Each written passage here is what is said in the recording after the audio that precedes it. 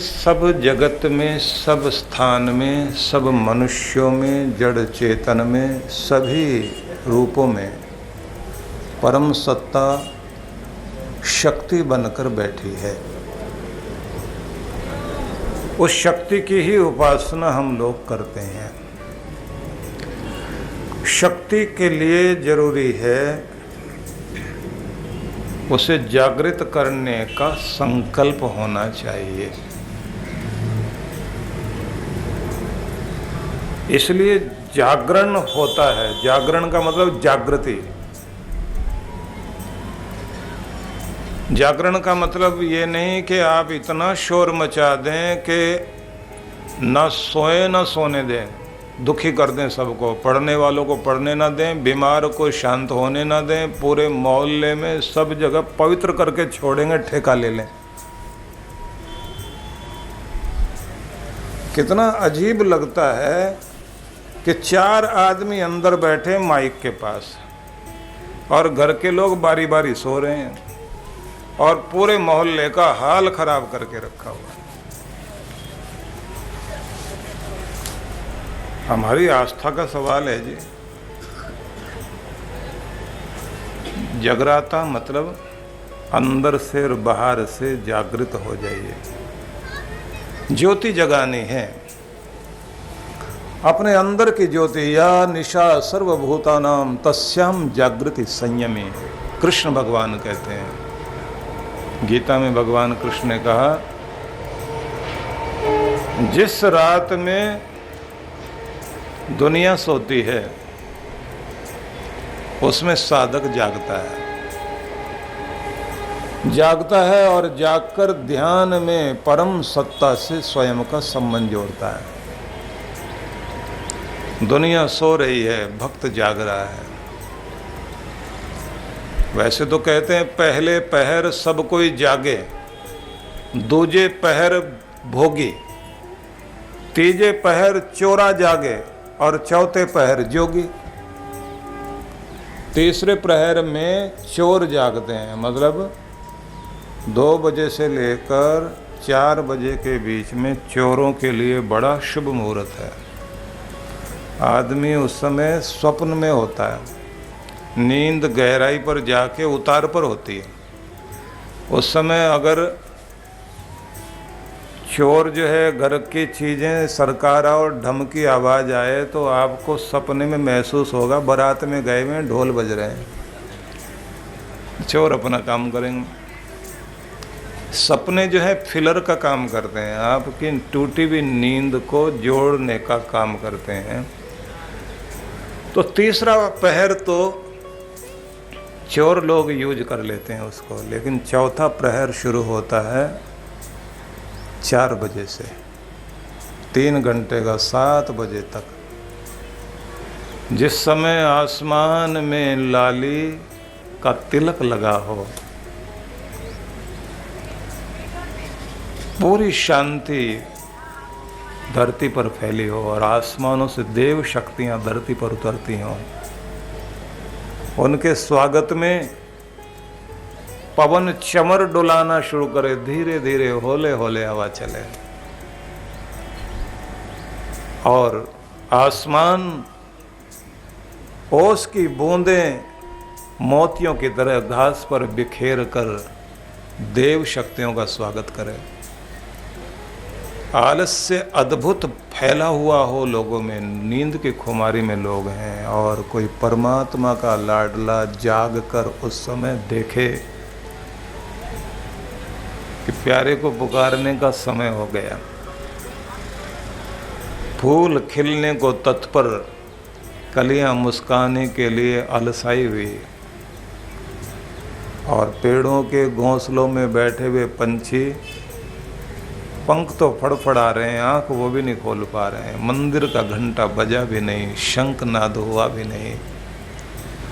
आसन बिछाकर कोई उस मालिक से अपना संबंध जोड़े। सुबह अगर सेहत मांगे तो सेहत मिलेगी, शांति मांगे तो शांति मिलेगी, दरिद्रता दूर करने की प्रार्थना करे तो दुर्भाग्य जागे हट जाएगा, सौभाग्य जाग जाएगा। और उस समय में कोई परमात्मा से परमात्मा को मांग ले तो परमात्मा भी नज़दीक आ जाता है।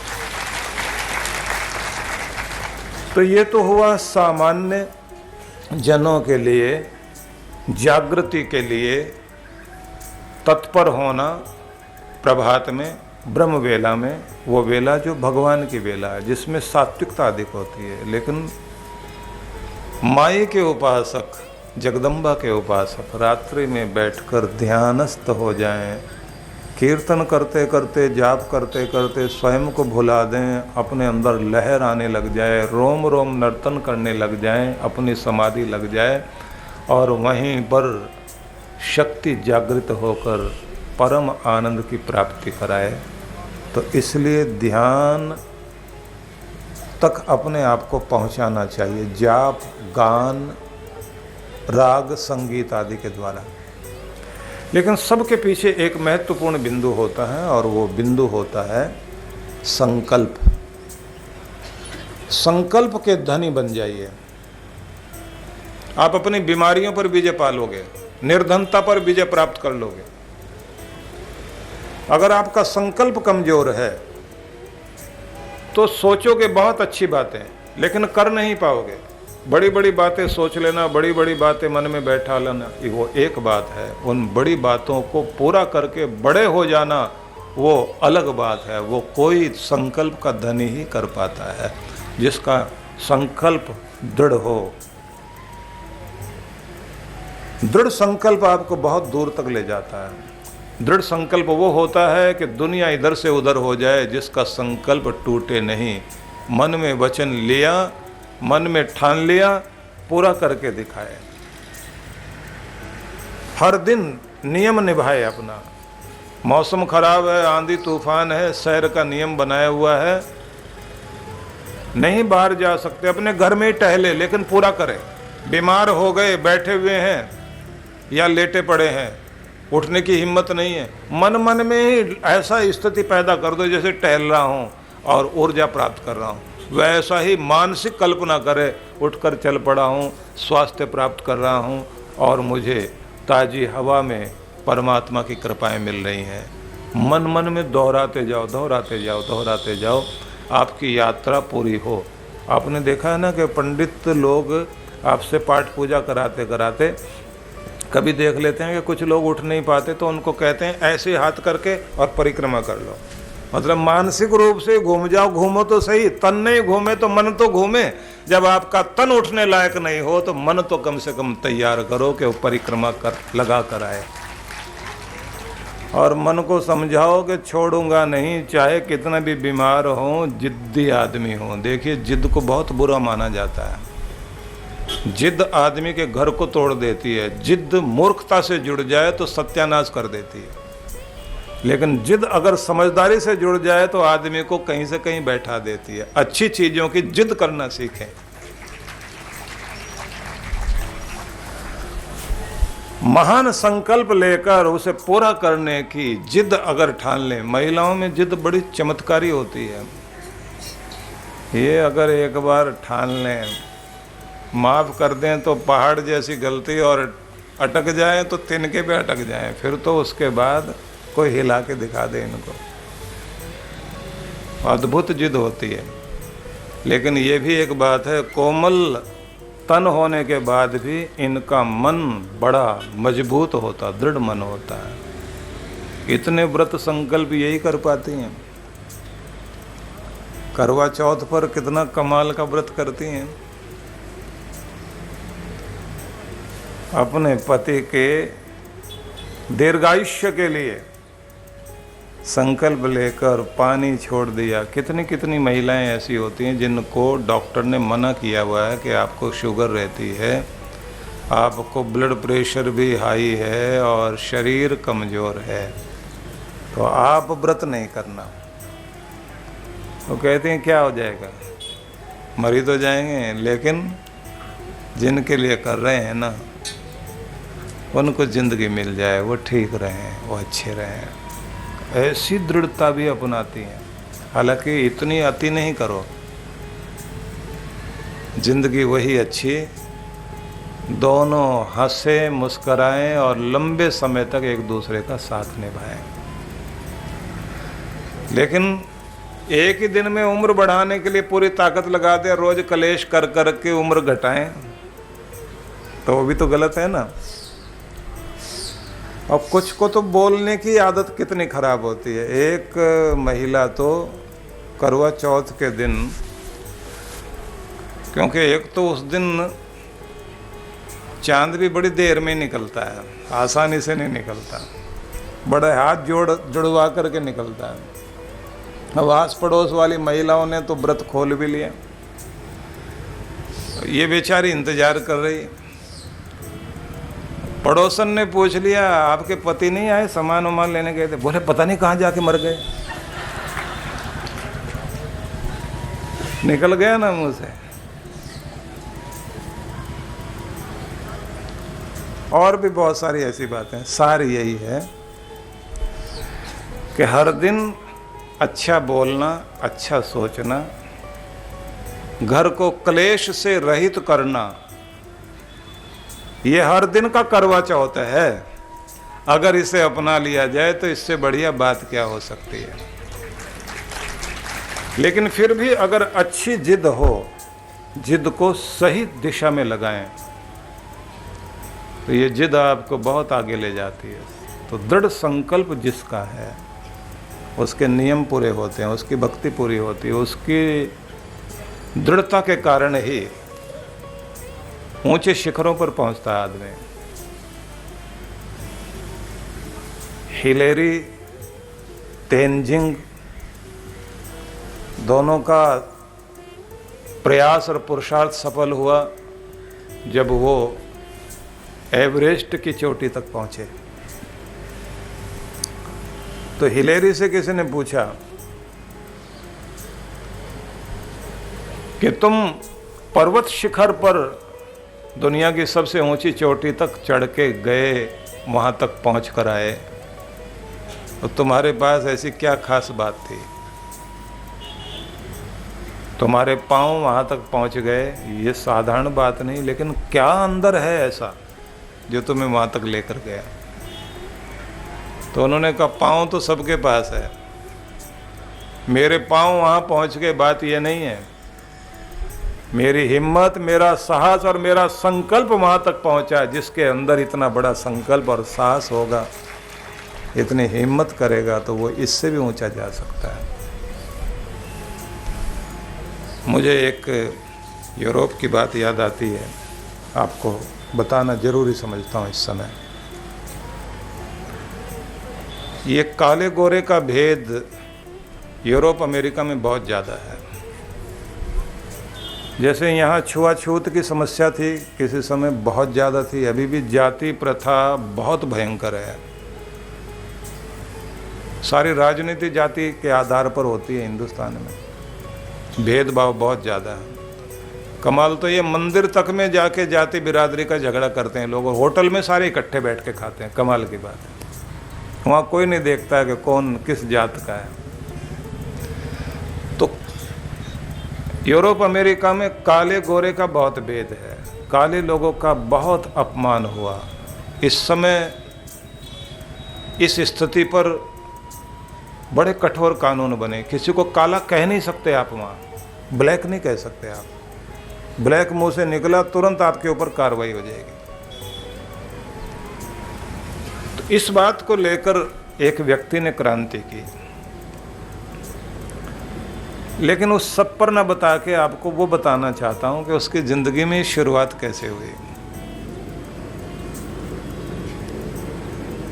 एक काला बच्चा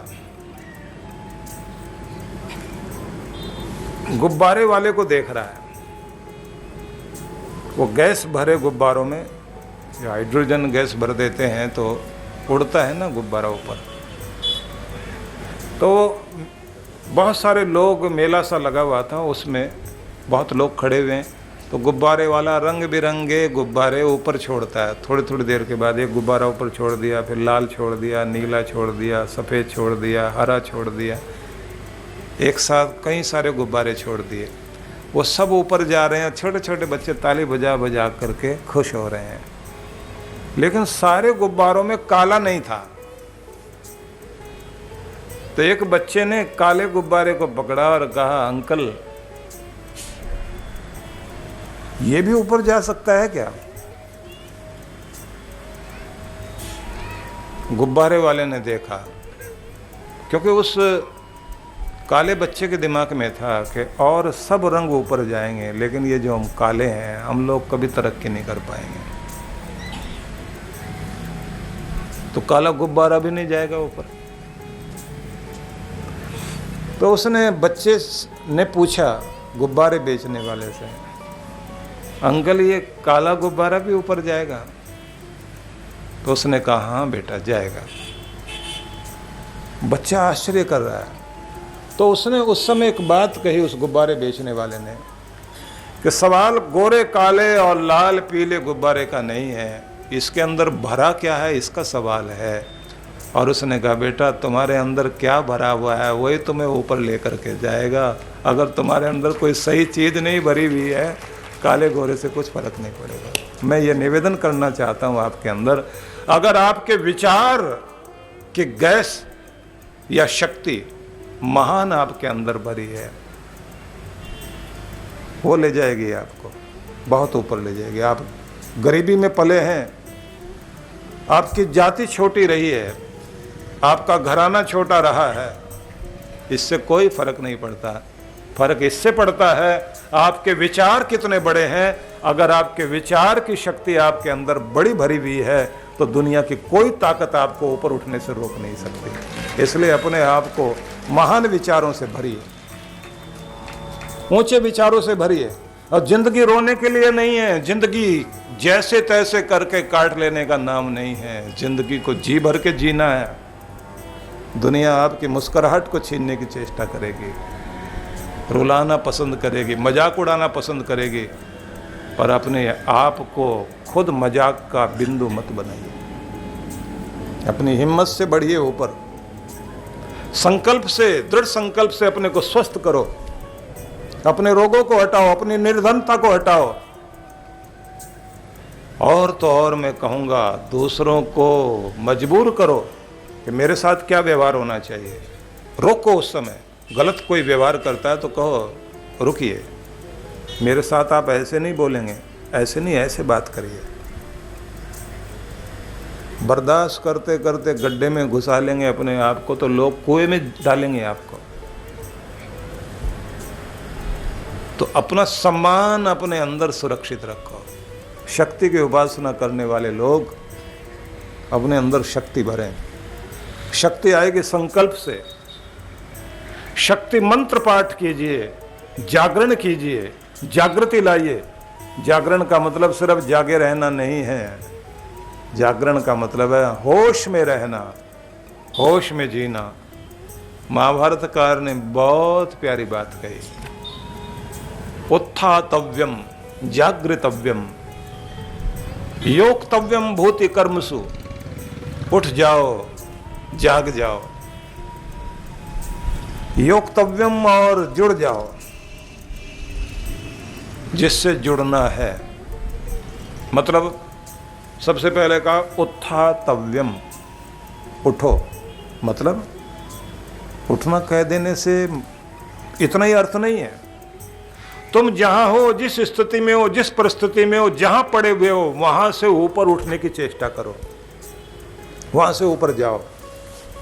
हर दिन चेक करो, पहले से ऊपर उठा हूं, पहले से तरक्की की है, या हर समय मेरा तो नहीं कुछ होने वाला, ना तो मेरे घर वाले साथ देने वाले, ना रिश्तेदार, ना अपने ना पराए, और तो और भगवान भी मेरी तरफ नहीं देखता, मेरी तो किस्मत ही खराब है, मेरे तो घर में पता नहीं क्या कुछ घुसा हुआ है। ऐसी बातें मत सोचो। सब जगह वो प्यारा परमात्मा है और सब जगह उसकी कृपा है, और जैसे वो औरों से प्यार करता है वैसे प्यार आपसे भी करता है। कितने लोग अपने आप को इतना इतना बुरा बुरा कहते हैं कि मेरा तो कुछ भला होने वाला नहीं, मैं तो कुछ भी काम शुरू कर दूं वही काम खराब होने लग जाता है। एक व्यक्ति ने तो यहाँ तक कह दिया कि बोला अगर मैं कोई भी काम करता हूँ ना वही बंद हो जाता है। बोले अगर कब्र खोदने का भी काम शुरू कर दूं लोग मरना बंद कर देंगे, वो कहेंगे कि इसको नहीं काम मिलना चाहिए। एक और व्यक्ति ने कहा कि मेरे पीछे तो दुख ऐसे पड़ा हुआ है कि मैं कुत्ते से बचने के लिए कि कुत्ता काट ना ले, ऊंट पर भी बैठ जाऊं वहीं आके काटता है मुझे, पता वहीं।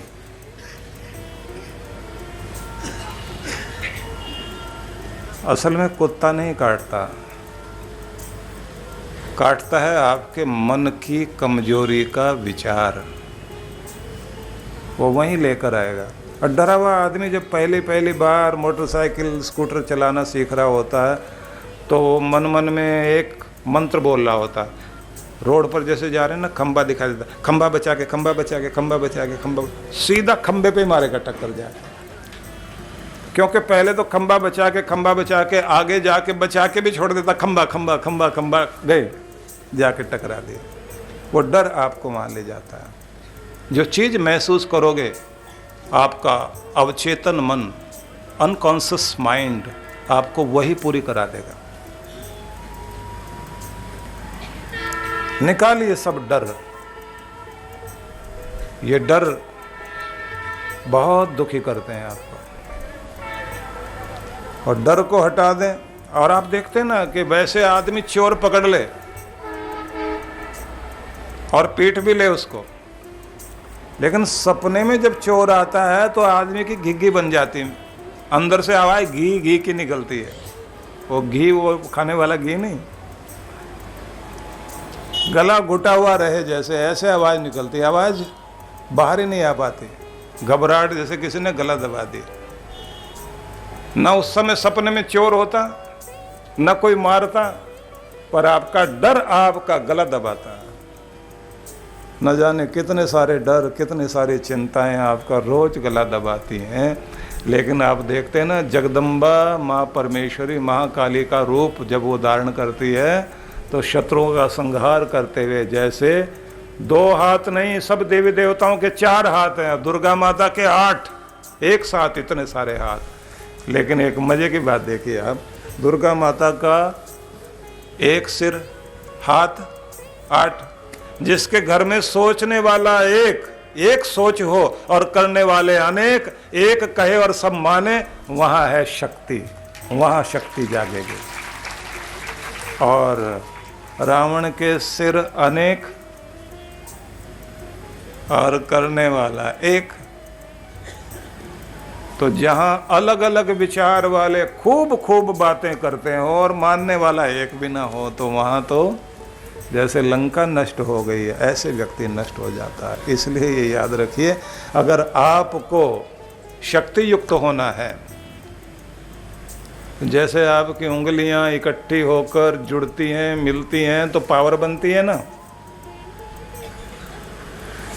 ये छोटी का है, मेरा तो क्या महत्व है, मुझे कौन पूछता है, तो बेचारी अलग ही हो जाए। और बीच वाली कहे मजबूती तो हम देते हैं, लेकिन हर बात में ये पहले वाली आगे आ जाती, हर बात में कहती हटो हटो, बचो बचो, उठो उठो, भागो। माल भी गिनना हो तो यही गिनती है, तो हम क्यों साथ दें। और ये जो अनामिका ये कहे, ये मोटी वाली ने हमको तो छिपा के रखा हुआ है, तिलक विलक लगाना हो तो हमको कह देते हैं। और छोटे वाली अलग हटके कहे अंगूठी पहननी है तो रिंग फिंगर, तो यही है ना अनामिका। बोले ये अंगूठी पहन के बैठती है, हमको तो जो अंगूठा दिखाती है, तो हम तो इसके पास नहीं आएंगे। तो सब अलग अलग हो जाएं। सर्दियों का टाइम हो, जैसे अभी एकदम गर्मी आई ना, हो सकता है 4 दिन बाद फिर छिड़काव कर दें इंद्रदेव, कुछ पता नहीं, एक बार तो फिर आएंगे जरूर। आजकल भगवान जी भी ये बारी बारी वाला खेल खेल रहे हैं, मौसम बिगड़ रहा है। तो सर्दी में आप कंबल ओढ़ते हैं, रजाई ओढ़ते हैं, और सारी उंगलियां झगड़ा करके बैठ गई, हम नहीं मिलेंगे। तो आप देखते हैं ना, सब अलग अलग हैं, तो आप कंबल ओढ़ ही नहीं पाओगे, खाना खा नहीं पाओगे, पानी पी नहीं पाओगे। जब ये सब मिल जाती हैं तो शक्ति बनती है। लेकिन मिलती कैसे हैं? अब ये समझना, ये है फूल मेरे हाथ में, ये फूल हुआ ना। अब इसे पकड़ने के लिए क्या करना होगा? छोटी को तनना होगा, बड़ी को झुकना होगा और सबको मिलना होगा तो फूल हाथ में आएगा। अगर छोटा सीधा हो जाए और बड़ा झुक जाए और सारे मिल जाएं और सारे मिलकर एक जगह आ जाएं, तब बनती है शक्ति और पकड़ में आती है सारी दुनिया। और अगर आप मिलकर, इकट्ठा, झुककर, तनकर एकजुट ना हो जाएं, सब समान, जब सब समान हो जाते ना, हो गए ना समान, आप देख रहे हैं ना, सब समान हो गए तो कुछ भी पकड़ोगे। और एक बड़ा और एक छोटा, काम करने के लिए घर में चाहे बड़ा हो या छोटा हो, सबको एक समान स्तर पर आना चाहिए और अपने अहंकार को भूलना चाहिए, अपने मान को भूलना चाहिए और भेदभाव को भूलना चाहिए। तो शक्ति बनेगी आपके घर में और उसके बाद आपको दुनिया जीत नहीं पाएगी, आप दुनिया को जीतोगे।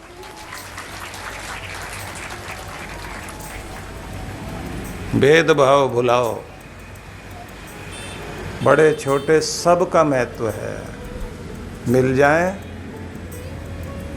तो साफ सफाई करने में, घूसा चलाने में जब आपने मान दिया ना, तो ये छोटी ही आगे आती, सबसे पहले यही आगे आती। मुट्ठी बांध ली ना, सबसे आगे छोटी, गरीब आगे रहेगा, मान दे के देखिए उसको। छोटा सबसे आगे बैठ जाएगा, कहेगा तुम्हारी लड़ाई में मैं सबसे पहले साथ दूंगा। राजस्थान के कवि ने तो एक मित्रता का वर्णन किया, जो दूध पानी का वर्णन किया, बड़ा अद्भुत है।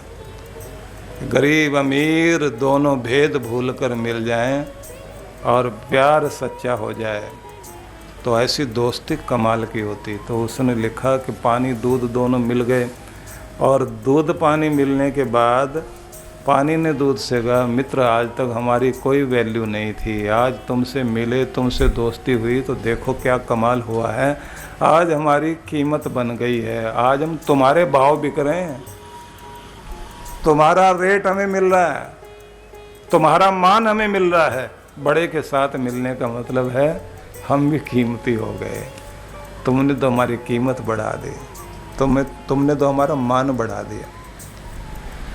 दूध ने कहा, नहीं दोस्त ऐसा नहीं, तुम्हारे कारण आज मैं बढ़ गया हूँ, डबल हो गया हूँ। तो क्या मिला? मैं बढ़ गया हूँ। दोस्ती तो वो होती है जिससे मिलकर आदमी बढ़ जाता है, तुझे पाकर मैं बढ़ गया हूँ। अब दोनों एक दूसरे का मान बढ़ा रहे हैं, इज्जत दे रहे हैं। पानी कहता है हमारी क्या कीमत थी, कौन इसकी कीमत लगाएगा, कीमत देकर लेगा। दूध की तो कीमत लोग देते हैं, तुम्हारे साथ मिलने से कीमत बढ़ गई। वो कहता तुम्हें पाकर हम बढ़ गए। और दोस्त हो तो ऐसा जैसे तुम हो, दूध कह रहा है, दोस्त हो तो ऐसा जैसे तुम हो, तुम्हें पाकर हम बढ़े तो जरूर, लेकिन हम दिखाई दे रहे, तुम तो दिखाई भी नहीं दे रहे हो। ऐसा मित्र मिलना आसान बात नहीं, हम हो गए हैं। तो पानी ने तो उसके बाद हाथ जोड़ के कहा, दोस्त इतना मान दिया इस गरीब को, इस छोटे को, तुम्हारे ऊपर कभी संकट आया अपनी जान देकर तुम्हें बचाएंगे। हलवाई ने खरीद लिया दूध को और चढ़ा दिया भट्टी पर।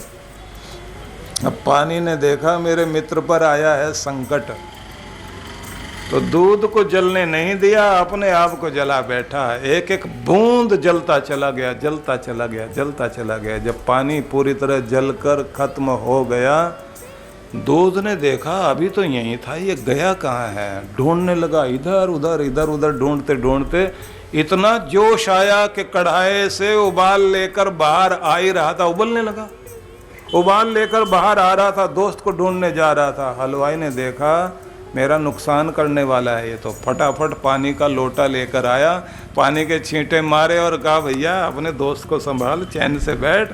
पानी की बूंदें गिरी थी और कढ़ाई में दूध वहीं बैठ गया तली में।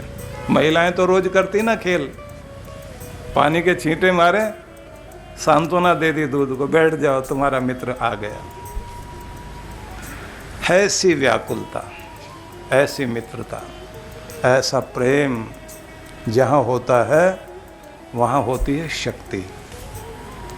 इन रिश्तों में जान भर दीजिए, एक दूसरे के लिए कुर्बानी देने वाले, एक दूसरे के लिए सैक्रिफाइस करने वाले बन जाओ, तो प्रेम इससे बढ़ता है। और अगर प्रेम को तोड़ना हो तो मतलबी बन जाओ, स्वार्थी बन जाओ, मैं करने लग जाओ, दूसरे का मान भंग करने लग जाओ, अपनी अपनी चलाओ, दूसरे की सुनो ही नहीं, सारा रिश्ता गया, सारी एकता खराब, फिर कुछ नहीं बचेगा।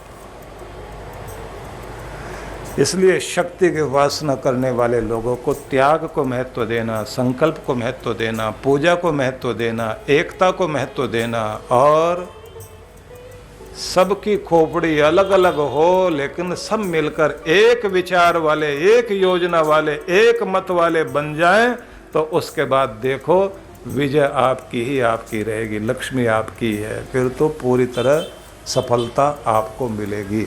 इसलिए सबसे पहले क्या करना है, व्यास ऋषि ने महाभारत में इस बात को महाभारत के पात्र से बुलवाया, उत्थातव्यम, जहाँ हो, जिस स्थिति में हो वहाँ से ऊपर उठो, वहीं पड़े मत रहो, जागृतव्यम, और जाग जाओ, होश में आ जाओ।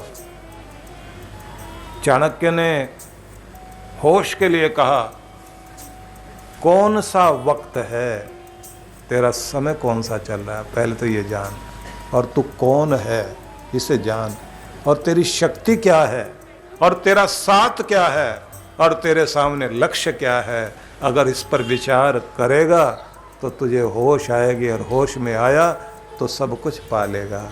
इसलिए सोच सोच सोच, तो कौन है, क्या तेरी शक्ति है, किस परिस्थिति में है, किस तरफ जाना और कैसे जाना है, इसे बार बार चिंतन कर।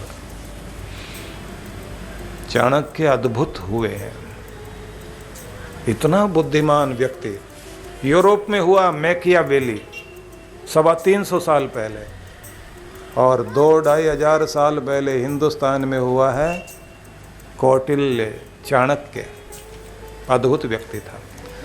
तो उसके वाक्य को महत्व दीजिए। एक बार मैंने चाणक्य पर कुछ प्रवचन दिए थे, जिसमें एक प्रवचन था कि चाणक्य ने कहा, इंसान पुस्तकों से सीखता है, इंसानों से सीखता है, लेकिन कभी कभी आदमी को जानवरों से सीखना चाहिए।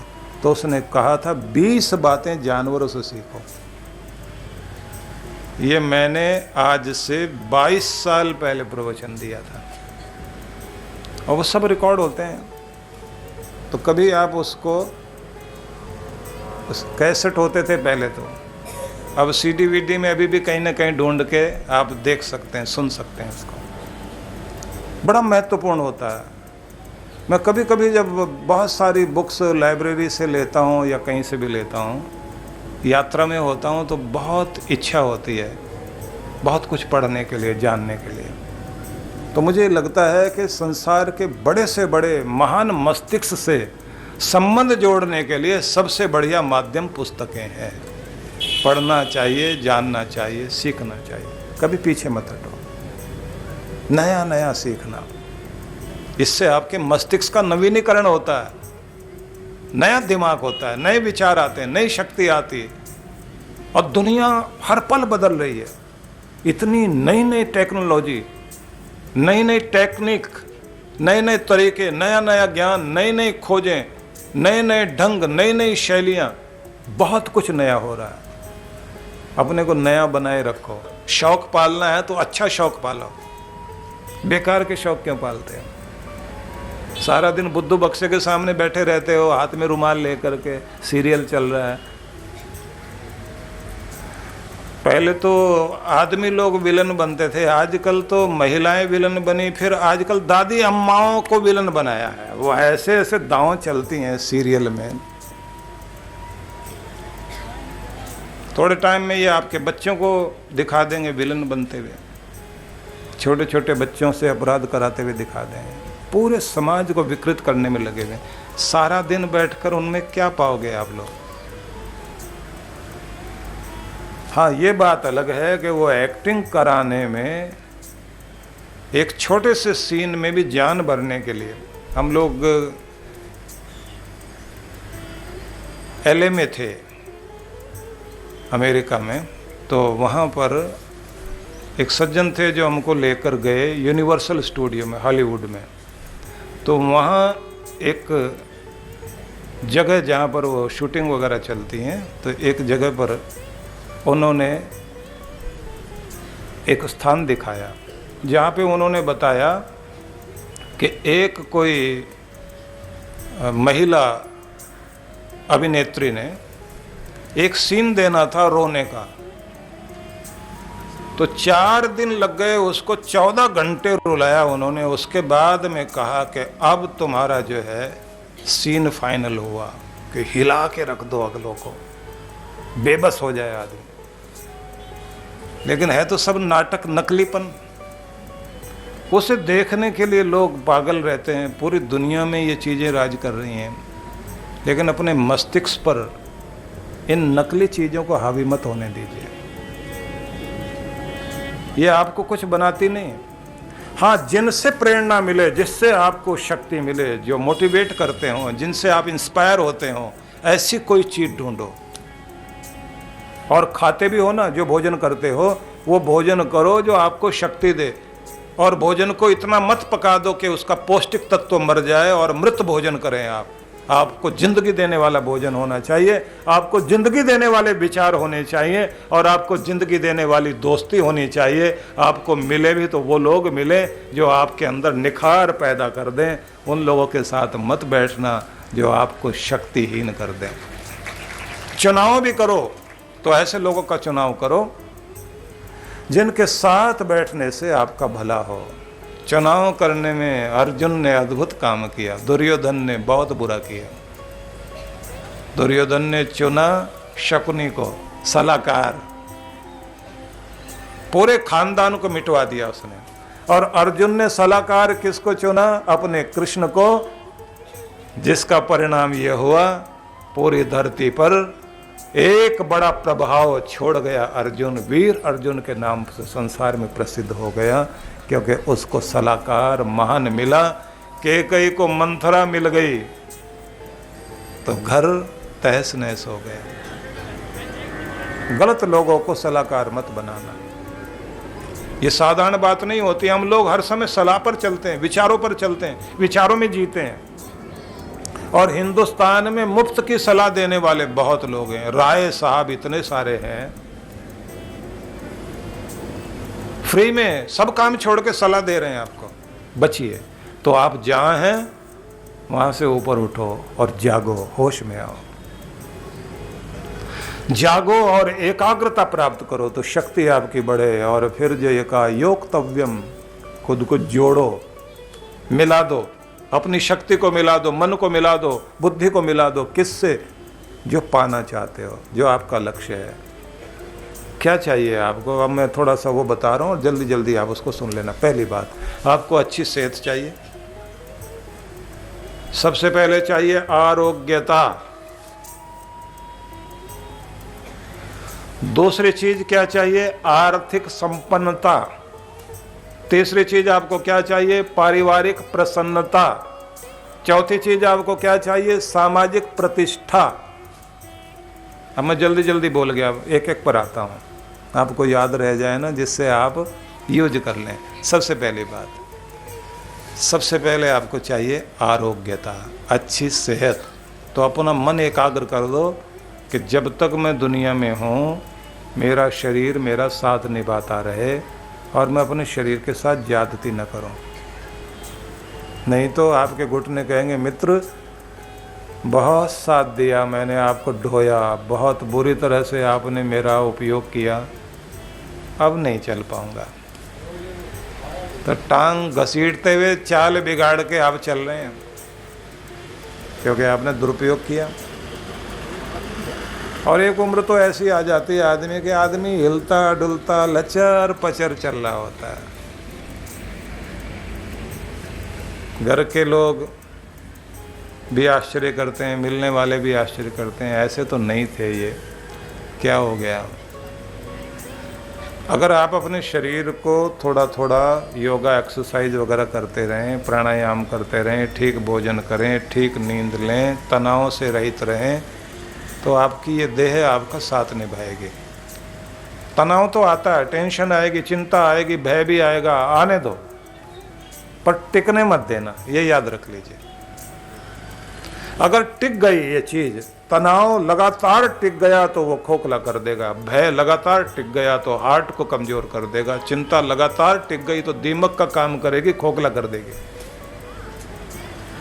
आए चला जाए, जल्दी से अपने आप को संभाल लेना चाहिए। तो चाहिए आरोग्यता नंबर 1 पर। मन को केंद्रित कर लो, मुझे आरोग्यता चाहिए, मैंने पूरा ताकत इसी पर लगानी है, अपना शरीर ठीक रखूंगा। और एक आदत बना ले, अपना काम खुद करेंगे। दूसरी आदत बनाए, खुश रहेंगे और खुश रखेंगे, ना जलेंगे ना जलाएंगे, ना दुखी होंगे ना दुखी करेंगे, ना आंसू बहाएंगे, ना दूसरों को मजबूर करेंगे। हंसते मुस्कुराते हुए हर दिन को आप निभाने की चेष्टा करें।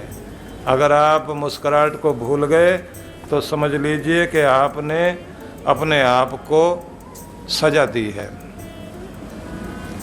हम दोस्ती का एहसास वफा भूल गए, जिंदा तो है लेकिन जीने की अदा भूल गए।